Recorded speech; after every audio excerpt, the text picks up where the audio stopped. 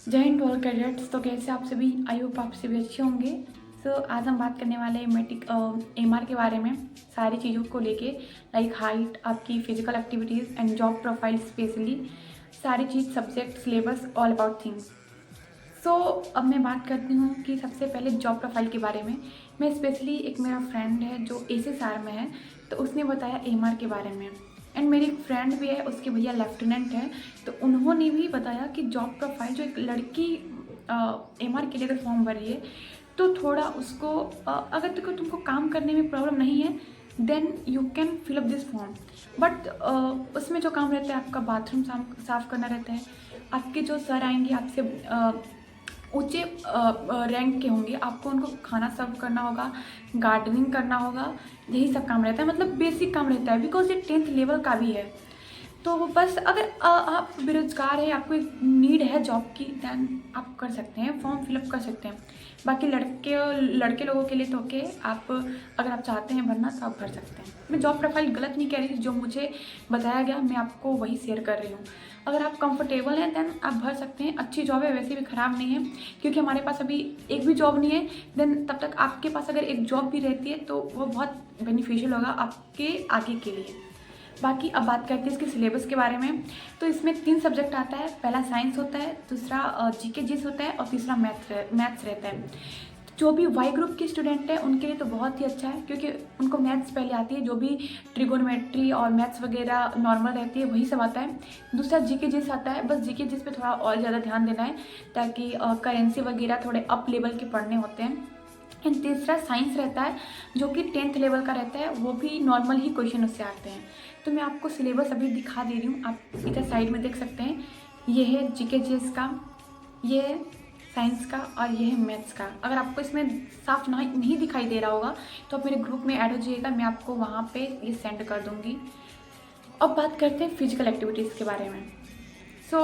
Physical activities में boys का पहले होता है 1600 मीटर रनिंग 6 मिनट 30 सेकेंड में।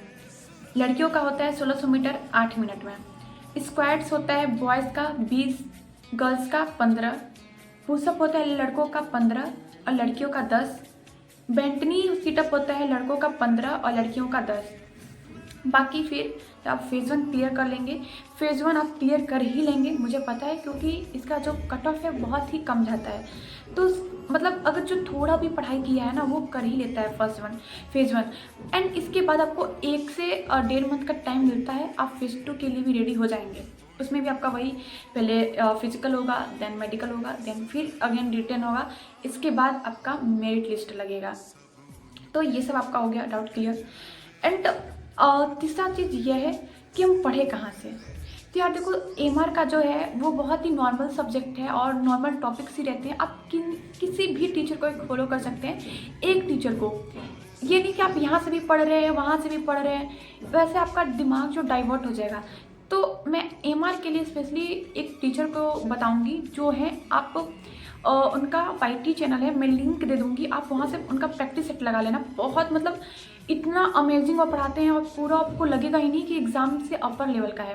क्योंकि मैं जब अगली बार सोच रही थी फॉर्म भरने के लिए तो मैं थोड़ी दिन पढ़ाई उसका की थी, देन उसके बाद मेरा एयरफोर्स का आ गया वैकेंसी, तो मैं इसको छोड़ दी। तो उनका वाईटी चैनल है ज्वाइन नेवी करके उनका वाईटी चैनल है। मैं लिंक उनका डिस्क्रिप्शन में भी दे दूंगी। एक बार खुद से सेट लगा के देखना, देन आपको लगेगा कि हाँ ये पूरा एग्जाम का पैटर्न का ही है। वही 10 क्वेश्चन मैथ्स के, फिर साइंस के वही 15-20 क्वेश्चन देते हैं, और जीके जिस भी वैसे ही देते हैं, मतलब एकदम एग्जाम लेवल रहता है। अब हम बात करते हैं कि पूरा जो आपको कॉन्सेप्ट वगैरह है, लाइक मैथ्स के, जो कभी नहीं पढ़ रहे हैं मैथ्स वगैरह, वो कहाँ से करें। तो आप इनके लिए फॉलो कर सकते हैं रोजगार विद अंकित को।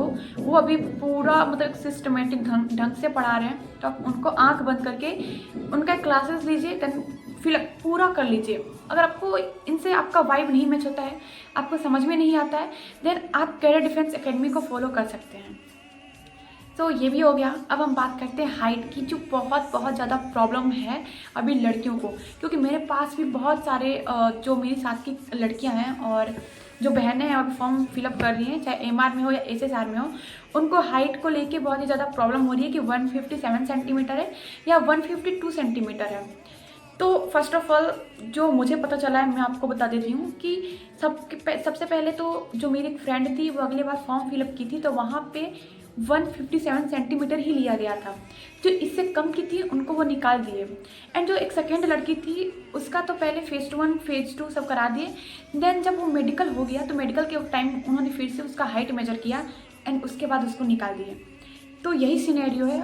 और एक जो मेरे मेरे सीनियर है भैया हैं, तो मैंने उनसे पूछा तो वो बोले कि नहीं 157 सेंटीमीटर ही चाहिए। तो मैंने उनसे कहा कि नहीं, कुछ लोग बोल रहे हैं कि नोटिफिकेशन में 152 सेंटीमीटर है। तो बोले ऐसा कुछ नहीं है, 157 सेंटीमीटर ही चाहिए। तो बस यही है। अगर आपको लगता है कि आपको भरना चाहिए देन आप भर लेना, बाकी वहाँ पे जो होगा देखा जाएगा। अगर बट इससे पहले एक बार आप खुद से एक बार जो भी आपके संपर्क में होंगे आप पूछ सकते हैं। अगर आपको मेरे पे बिलीव नहीं हो रहा है तो आपको लगता है कि नहीं 152 ही सेंटीमीटर वहाँ पे मांगते हैं, then you can fill this form. बाकी ऑल द बेस्ट। और जिनका भी एमआर है आपको, आई होप आपकी सारी डाउट क्लियर हो गई होंगी। और आपको अभी भी कुछ डाउट लगता है देन आप कमेंट में पूछ सकते हैं, या आप मेरे जो ग्रुप है लिंक मैं उसका डिस्क्रिप्शन में दे दूँगी, आप वहाँ से ज्वाइन हो जाइएगा। एंड जो भी आपका डाउट होगा आप पूछ सकते हैं। जय हिंद टू ऑल एंड पढ़ते रहिए और ओनली अपने गोल पे फोकस करिए।